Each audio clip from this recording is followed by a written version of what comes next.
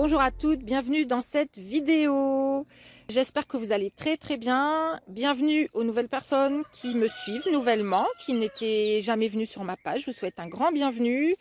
J'aide les femmes à se réaligner parfaitement avec qui elles sont, avec leur propre lumière intérieure, avec leur source, pour se réaligner dans leurs relations, notamment leurs relations amoureuses, parce que tout passe par qui vous êtes et quelle est votre relation à vous-même. Qu'est-ce que vous vous permettez d'être, qui vous vous permettez d'être, qu'est-ce que vous vous permettez de recevoir, qu'est-ce que vous pensez mériter, tout par-delà, et on attire ce qu'on pense en fait, ce qu'on croit, on attire exactement ce qui est aligné avec nos propres croyances.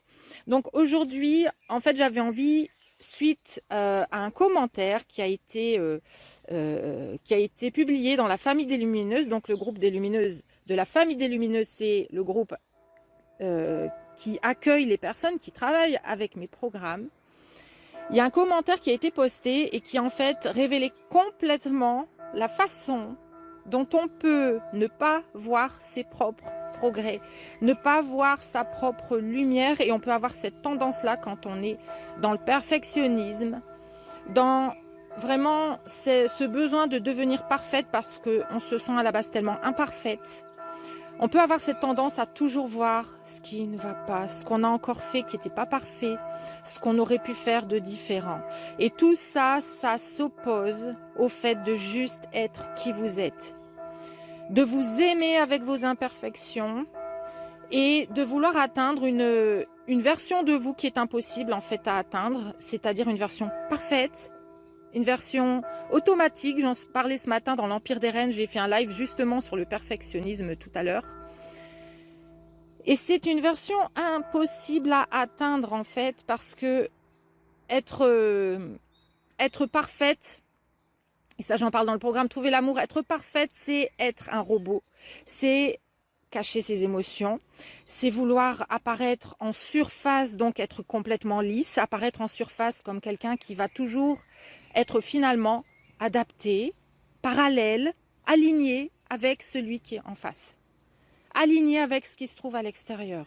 Et ça, c'est être un people pleaser, comme on dit en anglais, c'est-à-dire une personne qui veut plaire. Donc on va faire un peu le caméléon, on va vouloir être parfaite avec cet homme-là, mais oui, mais ce deuxième homme-là, en fait, apparemment, il n'a pas les mêmes besoins, les mêmes envies. Coucou Christine, comment allez-vous? Je suis ravie de vous retrouver.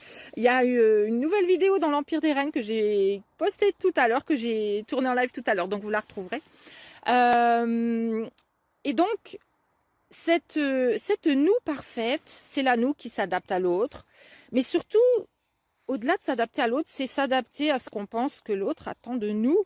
Et vous ne pourrez jamais savoir ce que l'autre attend de vous.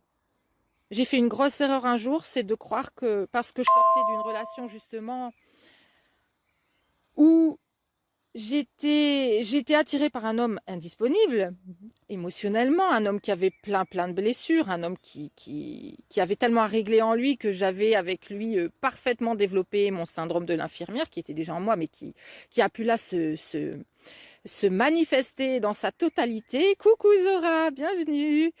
Avec plaisir Christine. Et j'avais tellement envie de me connecter à cet homme, et en fait j'avais tout fait foirer parce que moi j'étais dans ces non-limites. J'avais pas de limites, j'avais pas appris à poser mes limites, j'avais pas appris à faire reconnaître mes propres valeurs, j'avais pas appris à me faire respecter. J'étais juste en train d'essayer de tout faire pour que justement ça fonctionne avec cet homme, parce que je ressentais une attirance tellement forte. Et la relation d'après, j'ai fait l'inverse, c'est-à-dire que je me suis dit, oh là là, faut pas que je lui fasse peur, il faut que je lui montre que je gère mes émotions et que je suis quelqu'un qui sait garder un peu de distance, qui a un peu de recul, etc. Donc, je ne vais pas lui montrer tout ça. Je vais juste partager des bons moments avec lui montrer que je suis rigolote, que je suis charmante, que je suis sexy, donc avec des vêtements qui étaient pour moi, entre guillemets, les bons vêtements, hein, puisque les vêtements devaient correspondre à l'extérieur, à ce qu'on allait en penser. Donc, voilà, j'avais tout fait parfaitement cette fois-ci. Et en fait, ce que cet homme m'a sorti, c'est que entre-temps, il a trouvé quelqu'un. Donc, c'était aussi quelqu'un qui se montrait indisponible pour moi, mais là, pour le coup, parce que j'avais, moi, mis la distance. J'avais fermé mon cœur. Et il m'a dit, écoute, j'ai rencontré cette personne et je suis avec maintenant parce que j'ai besoin de quelqu'un qui sait me dire je t'aime. Alors que la personne d'avant, en fait, ça lui faisait peur. Donc, dans ces deux relations, le point commun, c'était évidemment moi. Et c'est évidemment moi qui faisais les choses en pensant que ça allait correspondre à l'autre, en essayant d'être accepté par l'autre, en faisant en sorte que ça fonctionne avec l'autre. Mais en n'étant pas moi, en ne partant pas de mon cœur et de mon âme. Et ça, j'en ai parlé aussi tout à l'heure dans l'Empire des Reines, dans la vidéo sur le perfectionnisme. Quand vous voulez être parfaite, quand vous voulez que les choses fonctionnent, vous allez tout faire pour ne pas faire d'erreur. Mais se déconnecter du risque de faire des erreurs, c'est se déconnecter de qui on est dans son authenticité, dans sa vulnérabilité, dans ses propres émotions, dans ce qu'on ressent, dans ce qu'on a envie, dans ce qu'on est appelé vraiment à dire ou à faire dans son âme. Et en fait, quand on est dans cette dépendance à l'autre, quand on veut que ça fonctionne, quand on a besoin que ça marche, on se déconnecte de sa propre âme. On se déconnecte de qui on est. On se déconnecte de tous ces petits défauts qui peut-être seraient exactement les petits défauts qui feraient craquer cet homme-là en particulier qui est fait pour nous. Même s'il ne fait pas craquer quelqu'un d'autre. Et ça, c'est pas grave parce que c'est ce que j'explique aussi dans mes programmes, c'est que on n'est pas là, on n'est plus là pour plaire à tout le monde, pour absolument voir qu'un homme arrive dans notre vie et que parce qu'il est entré dans notre vie, il faut que ça fonctionne. On est là pour s'aligner avec la bonne personne, même s'il faut passer par 10 rencontres avant pour que ça se cale avec cet homme-là. Parce que le problème, c'est que souvent on fait l'inverse, c'est-à-dire qu'un homme entre dans notre vie, on a une relation, on a des relations par défaut qu'on ne choisit pas. Un homme, j'entends tellement parler de ça au téléphone, un homme entre dans notre vie, quelque part c'est une chance pour nous, c'est une opportunité parce que quelque part on a cette croyance subconsciente que c'est déjà une chance si un homme est en notre vie et qu'il nous accepte comme on est. Et que du coup on va devoir se faire les efforts et se plier en quatre pour que ça continue à fonctionner.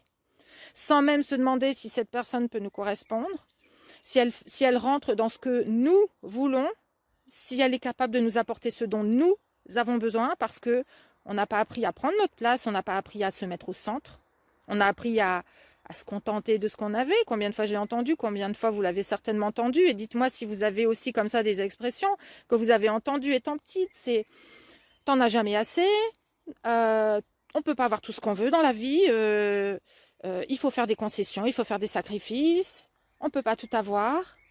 Pour qui tu te prends?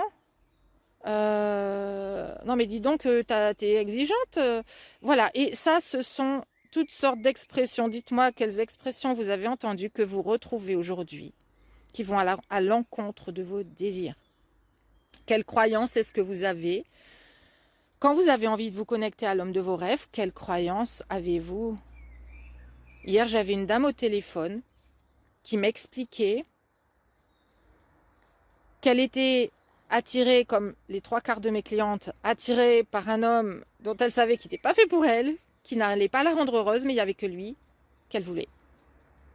Et ça, c'est un schéma dans lequel on s'empêche d'accéder à l'amour vrai parce qu'en fait, on a acquis la croyance que l'amour vrai est indisponible pour nous, qu'il est déconnecté de nous, qu'on ne peut pas avoir ce qu'on veut, qu'on ne le mérite pas, qu'on a besoin de faire 1000 efforts avant de recevoir des miettes.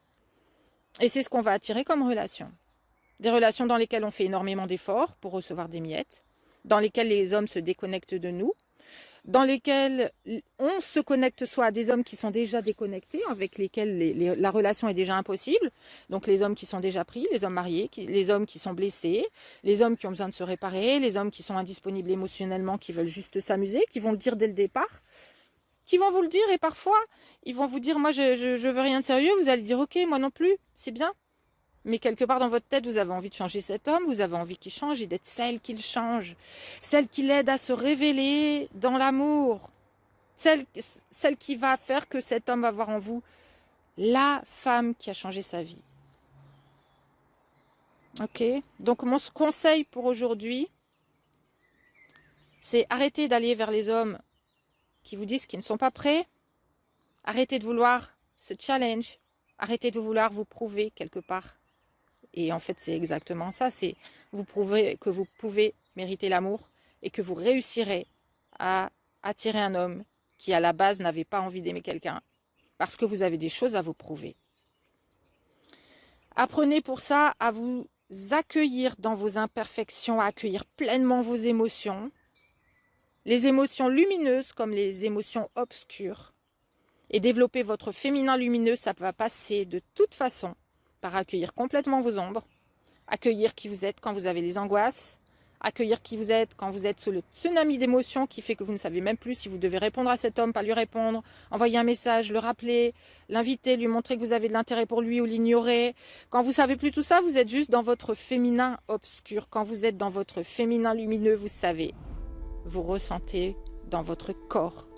Vous êtes d'abord aligné avec vous et pas avec l'extérieur. Vous n'êtes pas en train d'essayer de plaire à l'autre, vous êtes déjà en train d'abord d'essayer tout simplement de vous aimer vous-même et de vous respecter vous-même.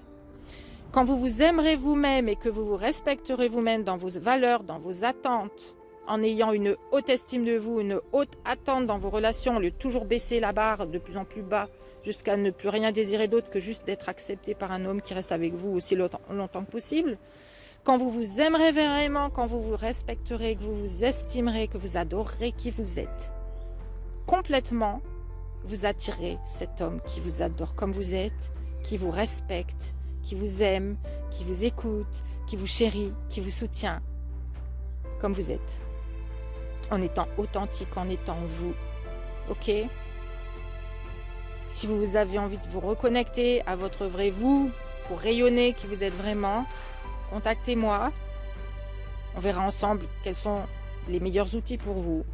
Des outils qui n'ont rien à voir avec la manipulation, qui n'ont plus rien à voir avec qui vous n'êtes, avec être qui vous n'êtes pas, vous forcer à être qui vous n'êtes pas. Dans ces automatismes, dans ces actions réflexes qui ont juste pour but de nous protéger, mais quand elles nous protègent aussi de rencontrer l'amour.